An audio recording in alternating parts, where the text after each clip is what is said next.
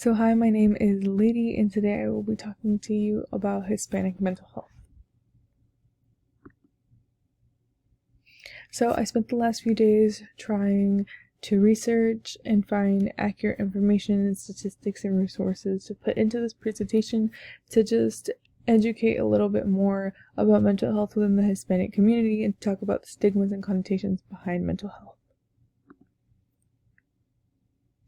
So, I thought that I would start off by defining what stigma and connotation are. So, via Merriam-Webster, stigma is a mark of disgrace or shame, while connotation is the suggesting of a meaning by a word apart from the thing that it explicitly names or describes. And I will delve into this further as I talk about the factors and the barriers that affect mental health within the Hispanic community. So, when we think of mental health, we don't always have positive attributes to correlate to mental health within the Hispanic community, because oftentimes the stigma and negative connotations behind it kind of block off and create a divide between those who suffer from mental illness and those who do not. So today I will be talking about some statistics, various factors, and link some resources, which I hope will help further educate you. And beyond that, I have also linked some Latinx therapy websites. So here are some statistics. So in 2017, the CDC of risk behavior in young adults reported that 10.5% of Latina high school students have attempted suicide.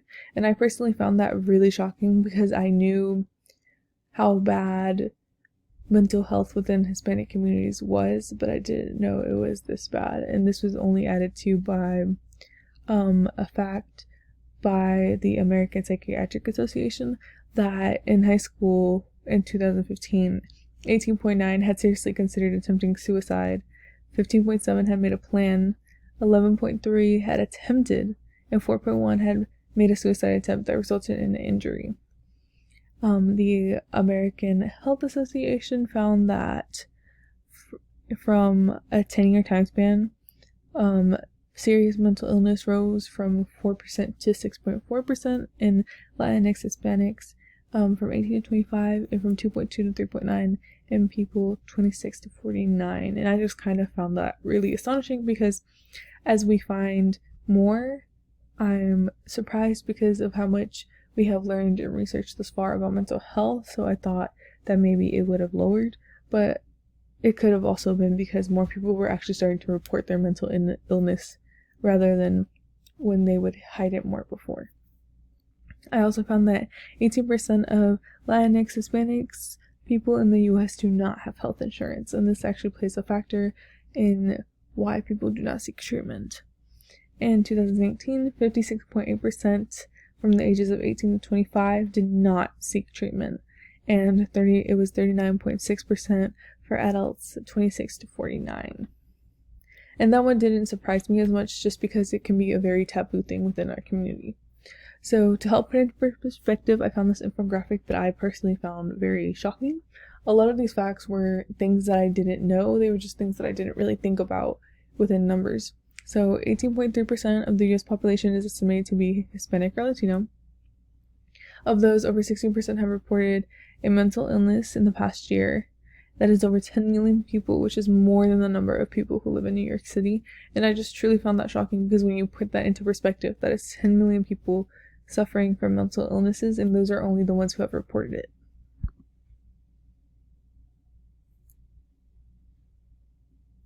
So, why do so many Hispanics suffer from these disparities? Well, barriers and factors are language, less health insurance coverage, lack of cultural competence, legal status, and stigma. So when talking about language barriers, a lot of Hispanic means an origin from speaking Spanish, so therefore a lot of people can't quite articulate clearly or can't speak the actual language to say what is wrong with them. So when we talk about language barriers, we do mean the actual language that is used.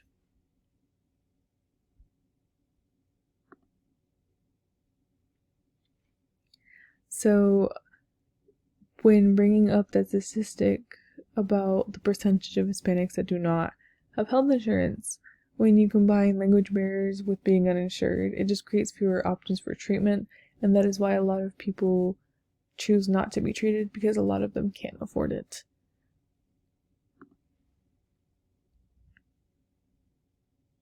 Another big part of this is cultural competence. So there are cultural differences that can lead a patient to describe symptoms differently. So for example, a lot of people when describing their depression describe it as nervios. So basically they are nervous or have a lot of nervousness, and a lot of that can be linked rather to anxiety rather than depression, although those two can come hand in hand. A lot of the times the way that Hispanics describe things are not the way that they are described in English, and this has been a very common occurrence.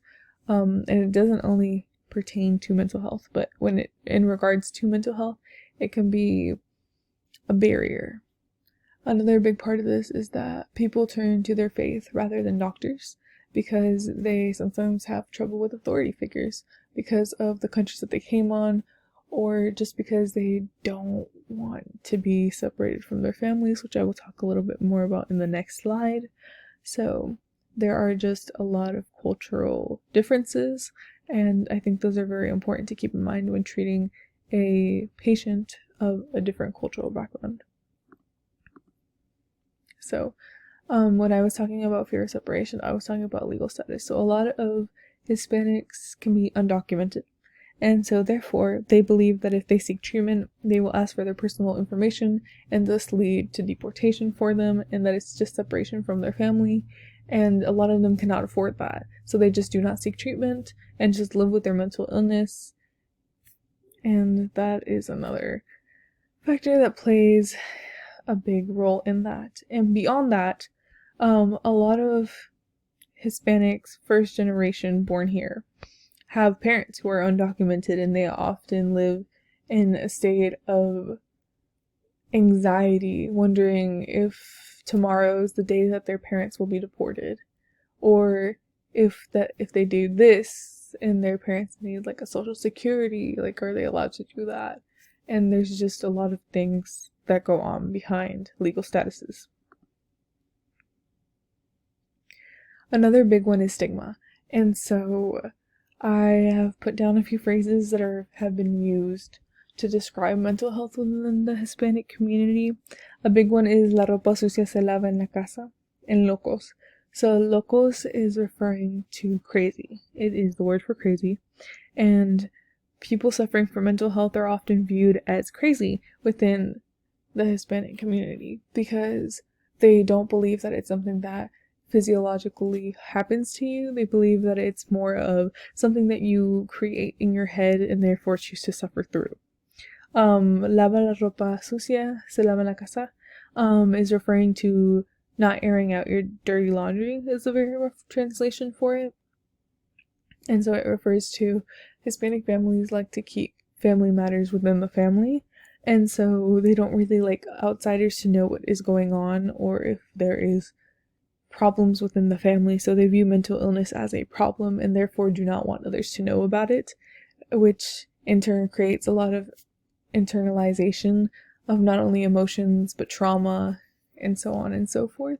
So a lot of that negative connotations and negative stigma comes from not only using words such as crazy behind people who suffer from mental illness, but also creating an environment where those who talk about it are seen as crazy, and sometimes you can't even talk about it because your family refuses to even admit you have a problem, because therefore that would mean that your family has a problem. A lot of other factors can be like unknown symptoms, for example.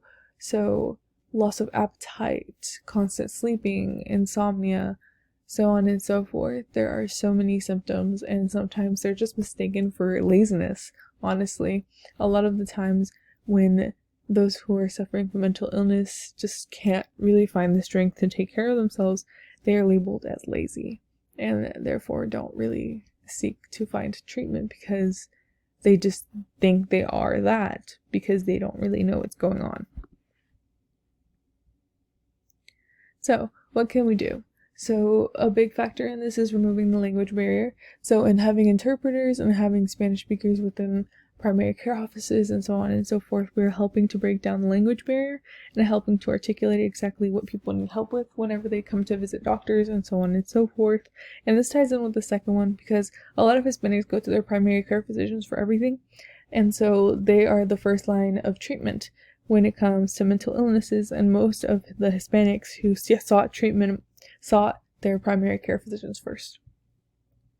Another big one is encouraging family involvement. Because of our family ties and our deep family values, a lot of the times your family is taken into consideration for just about a lot of the things that you do. So whenever your family creates this connotation that you're crazy because you're suffering through mental illness, you don't really want to talk to them about it, much less deal with it. So when you have family support, it's just a lot easier to start talking about and breaking down these bridges and these gaps, building bridges, and filling in these gaps so that you can communicate and actually express what is wrong.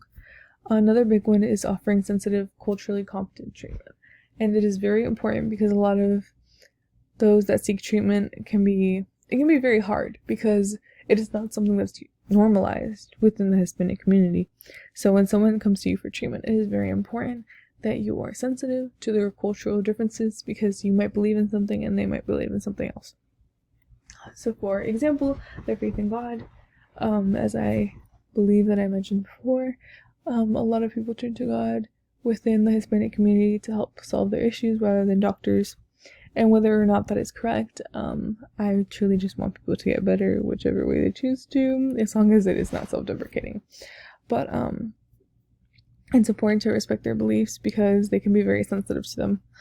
Educating about physiologic roots of mental illness. As mentioned before, people think that you are crazy for suffering from mental illness because they don't really understand that it is something that goes on within your psychology and your brain. A lot of people just think that it's something that you make up in your head and something that you just kind of need to get over.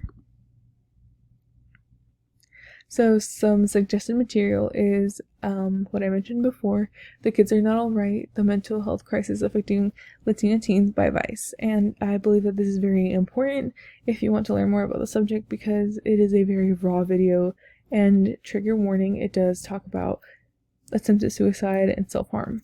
And so I do believe that it's something that it just comes with mental illness because of internalization, and it's something that just delves deeper into legal status and bullying and subjects of such nature that often are correlated with mental illness within the Hispanic community.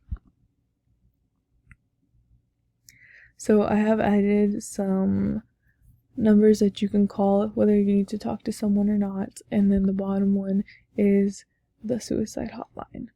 And so here are some resources to articles linked if you want to learn more about Hispanic mental health.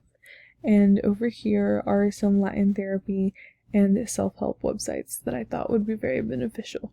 Thank you so much.